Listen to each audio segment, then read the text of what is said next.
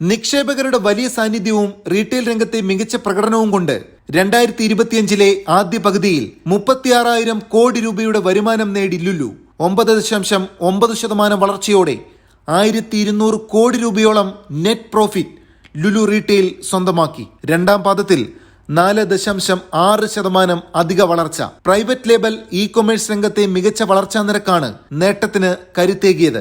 5,037 കോടി രൂപയുടെ നേട്ടത്തോടെ 3.5% വളർച്ച പ്രൈവറ്റ് ലേബലിൽ ലഭിച്ചു. റീറ്റെയിൽ വരുമാനത്തിന്റെ 29.7% പ്രൈവറ്റ് ലേബലിൽ നിന്നാണ്.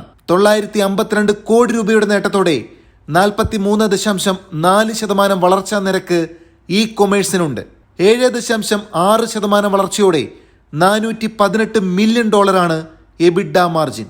UAEയിൽ 9.4% വളർച്ചയും സൗദി അറേബ്യയിൽ 3.8% വളർച്ചയും കുവൈത്തിൽ 4.9% വളർച്ചയും ലുലുവിനുണ്ട്.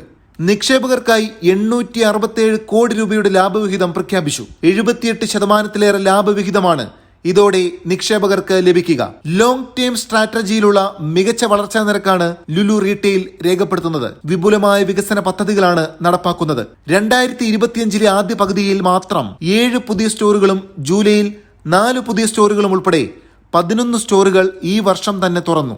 9 പുതിയ സ്റ്റോറുകൾ കൂടി ഉടൻ യാഥാർത്ഥ്യമാക്കുമെന്നും റീറ്റെയിൽ സാന്നിധ്യം വിപുലമാക്കി നിക്ഷേപകർക്ക് മികച്ച നേട്ടം നൽകുമെന്നും Lulu group chairman MA Yusuf Ali വ്യക്തമാക്കി. സുസ്ഥിരമായ വളർച്ചയിലൂടെ ദീർഘവീക്ഷണത്തോടെയുള്ള പദ്ധതികളാണ് നടപ്പാക്കുന്നതെന്നും അദ്ദേഹം കൂട്ടിച്ചേർത്തു. ലുലു ഹാപ്പിനെസ് ലോയൽറ്റി പ്രോഗ്രാമിനും മികച്ച നേട്ടമാണ് ലഭിച്ചത്. 1 മില്യൺ പുതിയ അംഗങ്ങളോടെ 7.3 മില്യൺ പേർ ഹാപ്പിനെസ് പ്രോഗ്രാമിൽ അംഗങ്ങളായി.